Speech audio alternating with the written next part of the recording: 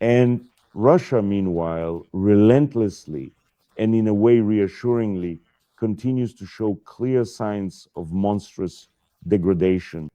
And undoubtedly, this degradation has already reached such a degree, such a stage, that the destruction of the country is now inevitable. The question is whether Russia will collapse before the maniac Putin manages to realize his dream. But everything is happening quite quickly, and Putin might turn out to be fast. But the signs of degradation are astonishing. Well, we know, yes, that the most important event for them this week was the SPIF. SPIF is a very important self-deception. SPIF allows the Russian elite to monkey around and create for themselves the illusion of being somehow connected to the civilized world and progress. Well, Tasmanians also like to weave attractions out of vines, almost like in Disneyland. But Russians, when organizing their forums, don't see themselves from the outside and don't realize that, in general, of course, the forum is a lie. All these sessions, panel sits a mock-up of influence or meaning. The event has none.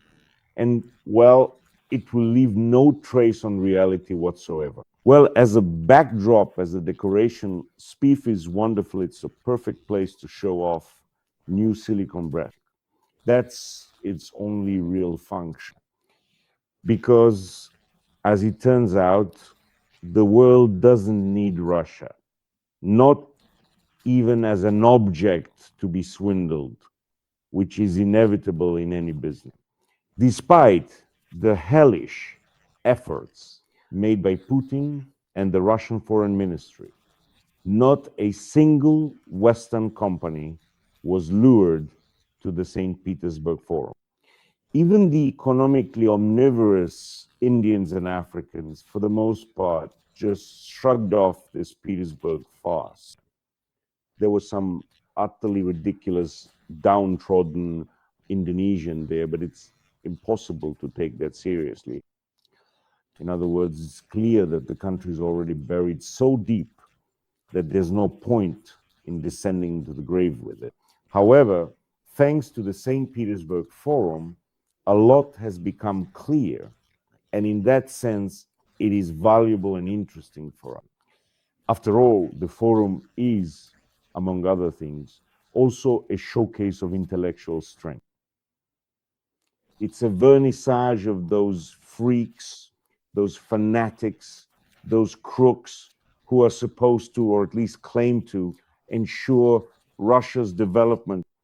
And here, of course, the picture is utterly bleak and leaves no room for any illusion. All without exception, the presenters, speakers, and opinion leaders display the level of a provincial psychiatric neurological dispensary, to put it serious. And it's the same story with their so-called culture. They generously stuffed each other with this culture after their sessions. But it became clear when it was all concentrated in one place, just how much it had degenerated, how much it had stalled, grown decrepit, and turned entirely into an amusement solely for internal consumption. Well, I can tell you the crowd at this forum is absolutely delighted with themselves. And they feel right at home. You know, it's like rotten herring packed into a barrel oven. The spoiled herring can't poke its head out of the barrel to read the insulting word written on it before it's thrown away. But here's something else funny. At the forum, the most important art in Russia is flattery. And in Russia, it's precisely in this genre that new masterpieces are created every day. The St. Petersburg International Economic Forum is a perfect stage for presenting what you might call the most powerful creative bomb. And causing fits of envy, the director of Soyuz Move Film set off her own creative explosive. There was a time when she was reasonable and quite humane. Nowadays, she's a faded, long since worn out lady from whom no one expected anything anymore. However, it was she who came up with the brilliant idea to desecrate the still popular cartoon Простоквашино by adding Vladimir Putin, wanted as an old sadist, as a character in Простоквашино. As she put it, Putin could become the hero of the cartoon, and Matroskin and the president would make a wonderful duo to promote our country and our culture. Apparently, this will be successful in Russia, and Soyuz Multfilm won't stop at Prostokvashino. And really, Putin, why should you stop at all? He could easily replace one of Snow White's 7 dwarfs, and he wouldn't be bad as Nif Nif either. This would give the 3 little pigs a new life and a fresh interpretation. But of course, the best role would be Kolobok. And when I talk about degradation, both visible and already without listen, I'm not making anything up. Not about Putin's speeches. You can see all of this in documentary form, performed by Putin himself, by Sloshova herself, the director of Soyuz Multfilm, and by priestess, all on the channel. And there was nothing else there. Russia demonstrates nothing but degradation. Well, for example, the Russian Orthodox Church wants the multiplication table to be removed from the back of school notebooks and replaced with traditional values. Yes. And right at the session, they decided to formalize this initiative and, in general, received understanding and approval from the Ministry of Education. And of course, this idea is wonderful, except that it's still not entirely clear what the values of the Russian world actually are. So far, there are only 2 values that have been indisputably established: the execution pits of the Gulag and the Bolchevists' water disco. But it's obvious that the multiplication table clearly doesn't fit into the spiritual bonds of the Russian world. This is something deeply alien, and undoubtedly, it would be better for Russians to return to their roots, to go home to their native harbor, to their native numerals, which Russia, for some reason, betrayed in the 18th and 19th centuries, succumbing to Western temptation. Yes, for almost 8 centuries, the country didn't know any numerals at all, getting by with a set of letters.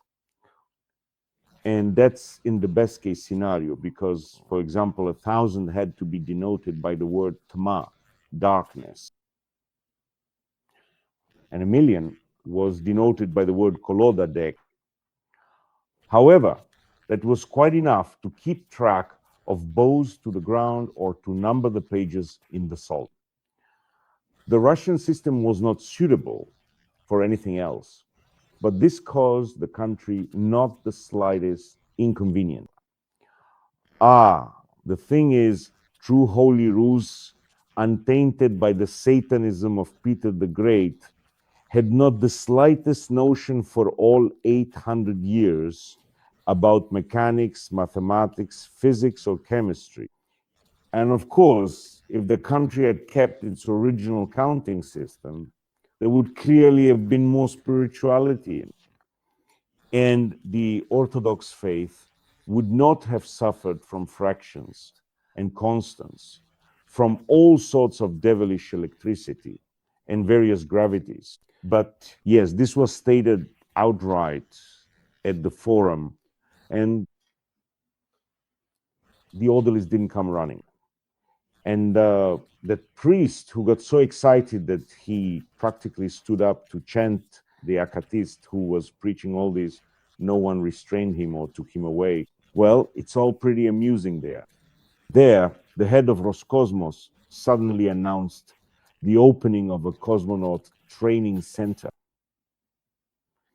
This statement is strange and, in fact, rather mysterious, because all the Russian space explorers have long been trained. Their duties are not nearly as complicated as people tend to think. The main task of a Russian cosmonaut is to be able to hang icons all over the station in zero gravity. Then to clog the space toilets, and afterwards to seal the holes in the capsule walls with spit and tape of the Russian sector, the sector of the International Space Station. Well, obviously, at this forum, there was Lotan. Sometimes, quite unexpectedly, people spoke rather boldly about all sorts of recessions. Davgraf was cooing. Bankers were getting all puffed up and hinting that, in general, things aren't going well. But I think that doesn't really matter, because the cause of Russia's demise won't be some rational, easily identifiable reason. At least they won't be the ones to set the mechanism of turmoil in motion. Something else is needed here, something different. And really, yes, this forum has lost its significance even as a gathering of the third world, where tribes from the fringes of civilization could complain to each other about globalism and brag about stolen technologies. So that's it. Yes, it really is amusing. The Minister of Education displayed astonishing illiteracy and made mistakes when writing the most basic words. Well, what did you actually expect from a Putin-appointed minister? If this nobody weren't so dull, vile, and illiterate, he would never have become Minister of Education. He was carefully selected with an eye for someone whose inevitably low standards would drag down all of this so-called education to his own level. After all, the logic of a dictatorship is to appoint obedient nobodies, and the entire cabinet of ministers at this point is a collection of freaks who ended up in their positions solely thanks to their mediocrities and utter incompetence. Well, there were also, of course, some Chinese robots bought on Avito, in addition to the illiterate minister, the minister